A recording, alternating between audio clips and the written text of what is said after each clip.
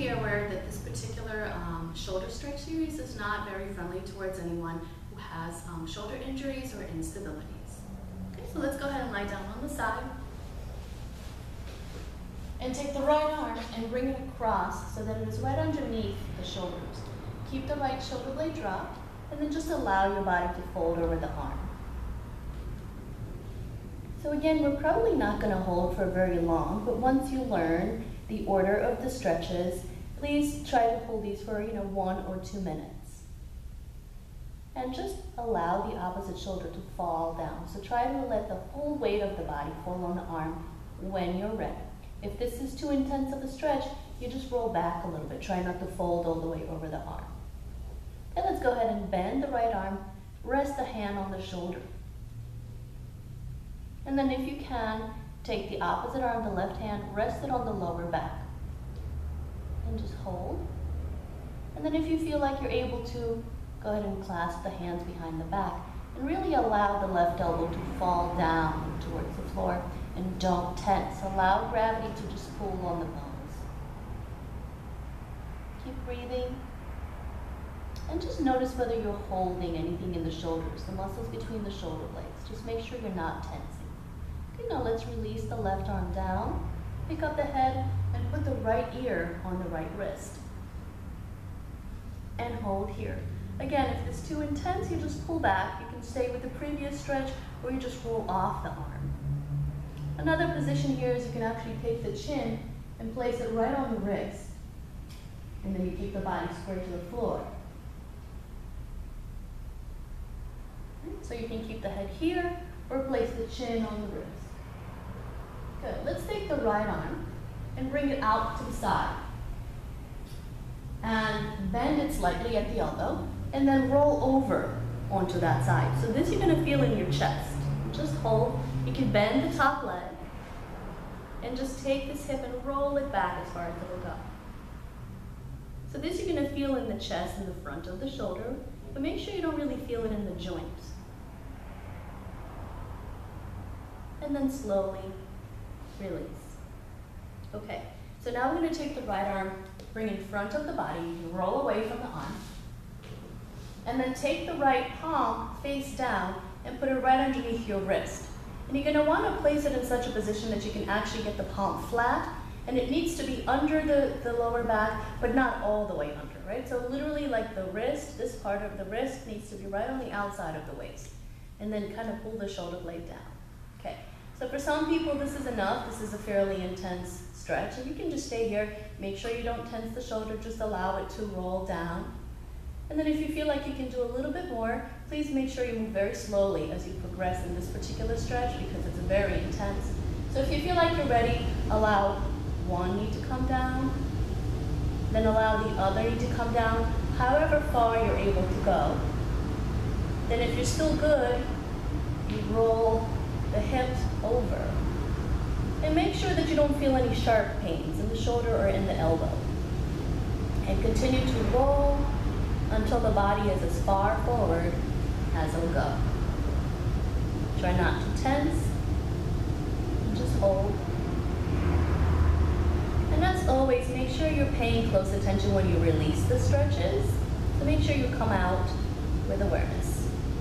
And then slowly, if this was too intense, use the other arm to pull the hand out and release it. Turn the palm up, allow the shoulder to rotate externally, and then let's go ahead and do the other side. So now the left side, the left arm comes across,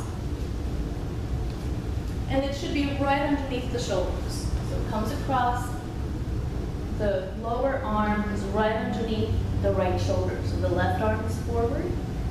Allow the shoulder to fall as far forward as it'll go. And keep breathing. So again, you stay wherever you need to stay. Don't force it. And then you can go ahead, place that hand on the shoulder. So the left hand goes on the opposite shoulder. You can stay here. You can add the right arm. So first you can keep the hand on the lower back, and this will give some people enough stretch. But if you can go further, you can go ahead and clasp the hands behind the back. And try not to tense. Let the bones fall where they'll fall for now. holding, keep breathing. Just notice if you're holding anything anywhere. And then slowly release the arms.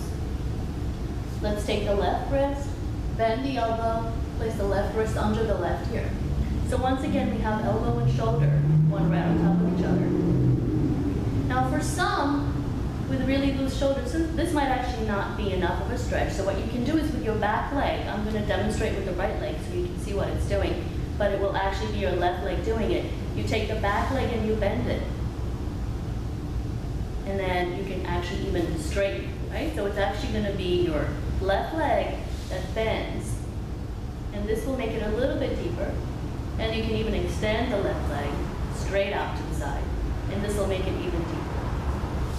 And then slowly release. Now take the left arm, bring it behind you. You bend at the elbow a little bit, and then you roll backwards. So the top part of the body rolls back. This hip opens, the knee pulls you back. And you can even use this arm to help press. But don't force and don't push too much. And feel this in the chest and in the front of the shoulder. And then slowly release. Good. And the left arm comes in front of the body. Roll away. Place the palm flat and the wrist right underneath your waist. And then allow the shoulder to fall. So as I mentioned before, for some this is plenty. So you can just hold here and take your time. Allow the body to relax before you go any further. But if this is good, you can go ahead and bend your knees. You bring the legs over one at a time. Bottom knee, then the top knee. And then you can allow the hips to roll. And then when you're ready, you can bring the opposite arm across. You may need to make little adjustments. Make sure you don't feel all jammed up. And then allow the body to fold forward as far as it'll go. And keep breathing. And then when you're ready, go ahead and release. But remember, try to hold these for at least a minute. And this little shoulder series will pretty much take out any kinks out of the shoulders. If you're sore underneath the shoulder blades, between the shoulder blades and the shoulder joint, this will pretty much take care of it. So let's go ahead and do one more, the dragonfly. You take the right arm, bring it across, and then the left arm, like you're making an X. And just go ahead and hold on to the thumbs. So if this is enough, you can stay right here, right where you are, and really just kind of separate your shoulder blades. And if you want a little bit more, you kind of lean forward a little and allow the head to fall. And then soften, try not to tense. Keep breathing. And as you inhale deeply, feel the muscles between the shoulder blades separate. And then one more time, you reverse the arm. So the opposite arm is on top.